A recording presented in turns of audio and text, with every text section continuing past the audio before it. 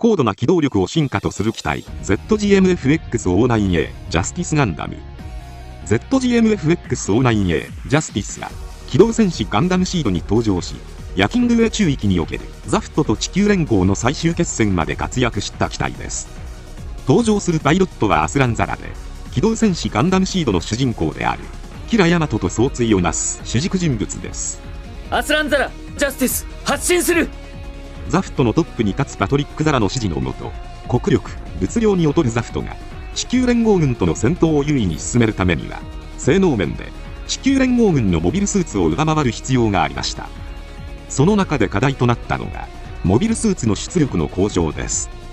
ザフトは地球連合軍がユニウス7に核ミサイルを撃ち込んだ血のバレンタイン事件の報復として、コズミックイラ74月1日にオペレーションウロボロスによって地球全土にニュートロンジャマーという兵器を撃ち込みます。ニュートロンジャマーとは自由中性子の運動を阻害するフィールドが発生するという効果があるため、全ての核分裂が抑制され、核ミサイルをはじめとする核分裂兵器、核分裂エンジン、原子力発電などは使用できなくなり、地球の深刻なエネルギー不足を引き起こしました。この影響はモビルスーツにも及び、動力源をバッテリーに頼るしかなくなったため、出力面での制限を受けていました。そんな中、モビルスーツの出力の向上という課題解決のために開発されたのがニュートロンジャマーキャンセラーでした。これはニュートロンジャマーの影響を打ち消す装置としてザフト自身が開発したものです。つまりザフトは地球連合との戦いにおいて戦略的に優位に立つために、敵には核の力を使用させず、自軍のみがより強力なモビルスーツを開発するために核の力を解放するという行動をとったのです。しかしストーリーの終盤ではラウル・クルーゼによってニュートロンジャマーキャンセラーのデータが意図的に地球連合に流され、再び核兵器が使用されるという結果となっています。滅ぶ人は滅ぶべくしてな。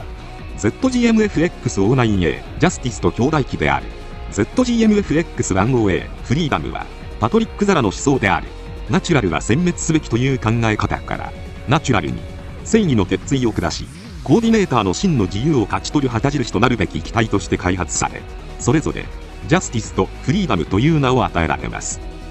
ジャスティスは開発経緯として地球連合軍から奪取したイージスの後継機を目指して開発されたため、人頭のザフト従来機と異なりツインアイタイプとなり、さらにイージスのように可変機構は採用せず、モビルスーツとしての汎用性を高めることに重点が置かれました。機体的な特徴としては大きくは2つあり、1つ目は核エンジンを搭載していることです。ジャスティスは核エンジンを動力としたことで無限に近いエネルギーを獲得し、兵装の大幅な出力向上と従来機をはるかに上回る稼働時間延長を両立しています。実弾兵器を無効化する装甲であるフェーズシフト装甲を使用するためのエネルギーを常に確保できることになり、フェーズシフトダウンと呼ばれるガス欠状態になることはなくなりました。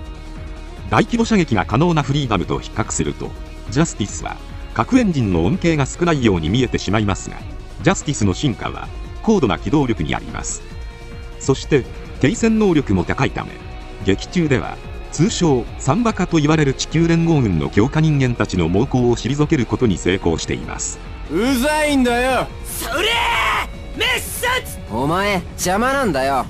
2つ目の大きな特徴としてファトゥム00を搭載しています。これはジャスティスの背面のフライトユニットです。フライトユニットを接続し機動性を向上させるというアイデアそのものは地球連合軍が開発したストライクの時点で存在したものですが、ジャスティスガンダムではこれをさらに推し進めてフライトユニットに攻撃の手段を持たせることで、ジャスティス本体とファトゥム00の合体分離戦法による連携多重攻撃を行うことも可能にしています。武装面ではビームサーベル、ビームライフル、シールドを持つオーソドックスな装備構成となっており、汎用性を意識された設計となっています。至近戦闘においては機関砲は増量され、特殊装備よりも弾幕を利用した堅実な白兵戦を得意とします。特徴的な武装としては RQM51、バッセル、ビームブーメランと MAM01、バケルタ、ビームサーベルがあります。RQM51、バッセル、ビームブーメランは両肩に装備されている武装です。ソードストライクのものよりも出力の向上とともに威力も上がっており、劇中ではゲシュマイディッヒパンツァーという特殊装甲テクノロジーによって強固な防御力を誇るフォビドゥンのシールドをたやすく切り裂くという描写もありました。なお、投擲後は自力で位置と体勢を調節しながら戻ってくるという非常に便利な武装です。MAM-01 ラケルタビームサーベルは兄弟機であるフリーダムにも装備されているビームサーベルですが、パイロットのアスランは連結状態での使用を好む傾向がありました。また拠点攻略の際にはフリーダムとジャスティスの2機がミーティアを使用することで火力を強化することが可能となっています。兄弟機であるフリーダムがザフットから奪取され、フリーダム奪還の任務を与えられたアスランはジャスティスと共に地球の各地を転々としながらフリーダムを捜索していきます。そんな中、オーブでの戦闘でフリーダムを発見しますが、アスランはフリーダム奪還という任務を放棄し、地球連合軍を離脱したアークエンジェル、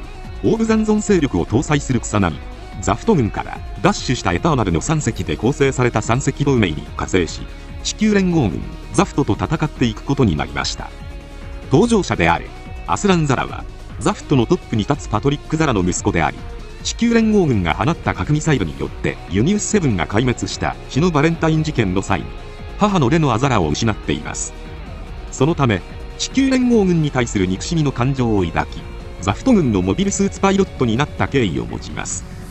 しかし幼なじみのキラとの激闘を繰り返していく中に、ザフトの正義は正しいのか、信じるべき正義とは何かという揺らぎを抱えていました。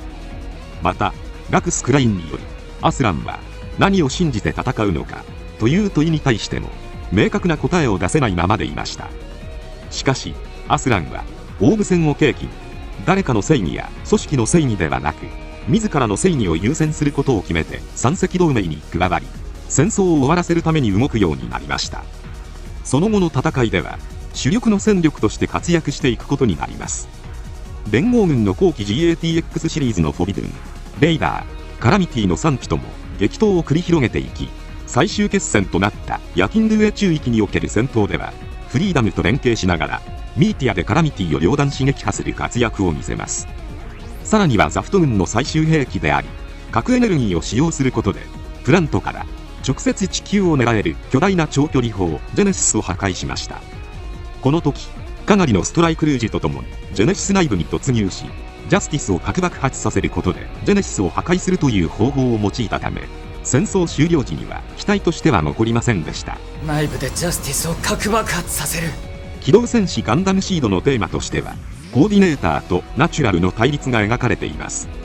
コーディネーターとは遺伝子操作を受けて生まれた人間のことで、何も遺伝子操作をしていないナチュラルに比べて難病にかかりにくいという点や身体能力が高いなどの特徴があります。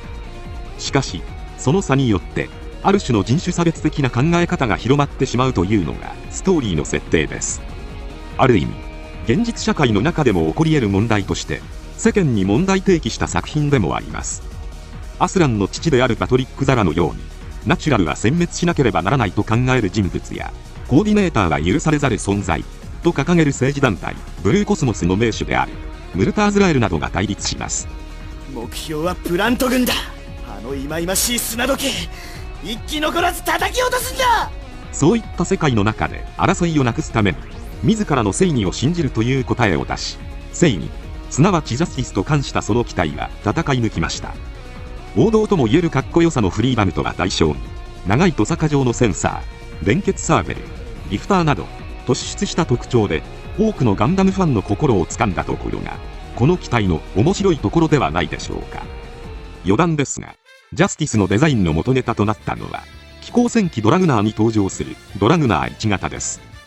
機動戦士ガンダムシードの監督である福田光雄が新人演出家だった頃に機甲戦機ドラグナーに関わっており、非常翼型リフターや連結型サーベル等にそのリスペクトがあると語っています。本日の動画は以上です。ここまでご視聴ありがとうございました。ぜひ高評価とチャンネル登録よろしくお願いします。